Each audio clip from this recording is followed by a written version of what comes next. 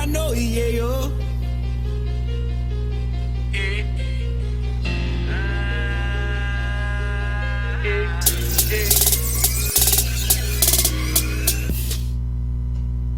Hey guys, isnortbooze here for Betcoin Poker, and this is Tipsy Tips. Today we're going to talk about bluff raising the river.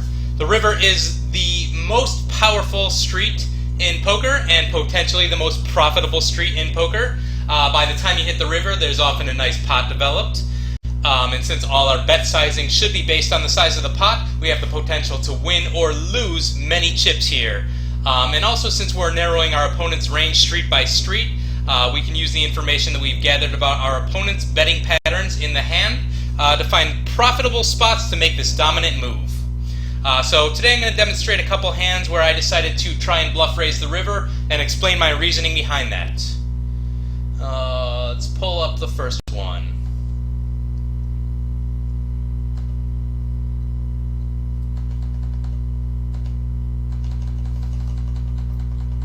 Alright, so here I am in the small blind, and I do decide to defend here with King 5 suited.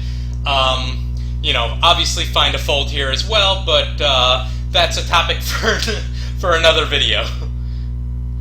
So I defend here with the King 5, and I do hit bottom pair here, which I of course check. Always going to check in this spot, regardless of what I hit. And he does bet out here. Generally, I'm assuming he's continuing almost 100% of the time here in the spot, so can't really narrow his range down too much yet. So I'm just going to call with my bottom pair, which could be good, and see what he does on later streets here. So I call. The turn is an 8, which doesn't help me. Also, likely doesn't help him. So I decide to check to him and see what he does, and he does check again here. So at this point, I don't really think he's got a queen. Someone with a queen would be defending, trying to protect his hand here. Trying to protect, there's a straight draw, there's a flush draw. I called the flop. Definitely looks like I have a little piece of it. So a queen, I don't think he's got. A set, I don't think he's got. So we go to the river here, and it's a 10. Once again, I check to him, and now he decides to bet. A little weird here. I don't really think anyone's going to be betting a 10 here. I already explained why I don't think he's got a queen, why I don't think he's got a set. His range doesn't include many 2-pair hands here or many straight cards here.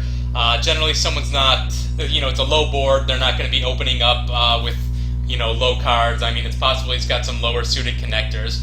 Doesn't really fit in here though. So, it's possible he's trying to merge range here and bet some, one of the lower pair cards here. But even if he's doing that, he's got to fold to most raises here. So I do decide to try and put in a nice size raise, about 4 times what he bet, and I do take it down. So let me pull up one more example for you.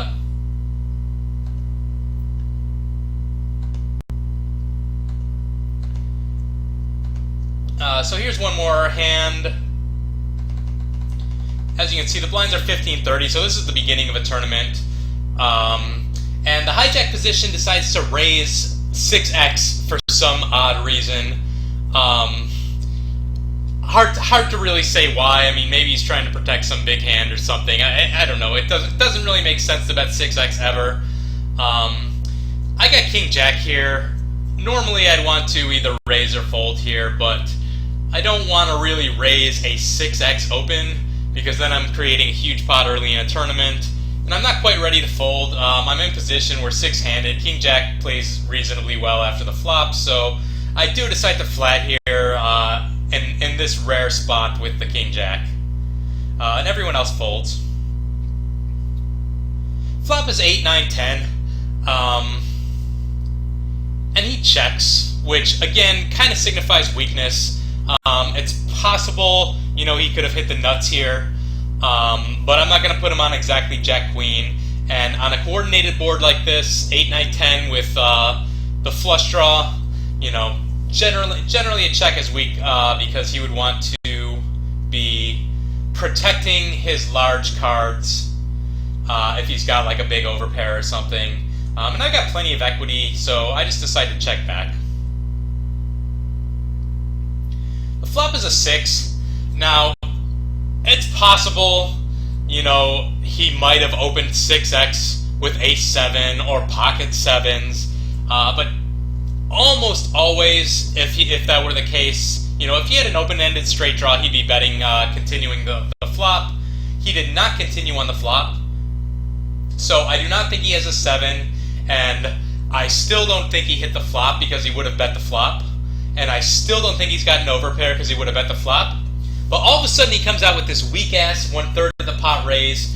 Doesn't make any sense. You know, I could easily be raising here. It would be totally fine and totally, you know, reasonable. But since there's so many river cards that are just not dangerous at all to me, any low cards I'm not worried about. You know, a queen's going to give me the straight. King's going to give me top pair. You know, I'm in good shape with most rivers here. I'm just going to say, you know what, I'll call it. Let's see a river, see if we can squeeze a little out of him.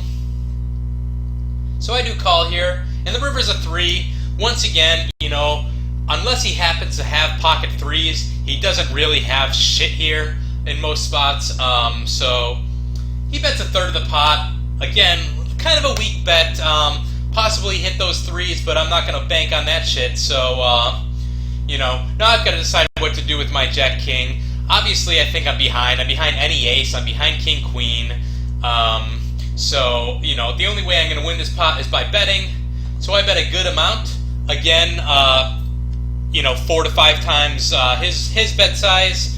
The reason I'm betting a lot here on these rivers, I'm raising a lot on these rivers, is I don't want him to try and make any hero calls with, you know, ace high or like some under pocket pair, or, you know, maybe he hit like 3rd pair, 4th pair, something like that. You know, I don't want him making any kind of hero calls, so I'm betting enough to get him to fold there.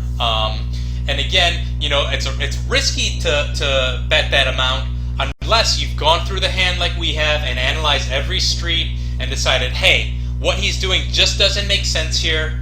I think a raise is good, so I got to raise a lot, you know, just get him out. When you're betting, you're always thinking about why you're betting. In this case, I'm betting because I want him to fold, so I put in the big raise, and he does fold. So that's a couple good examples of river bluffs. Thank you guys so much for watching today. Again, my name is isnortbooze for Betcoin Poker, and this was Tipsy Tips.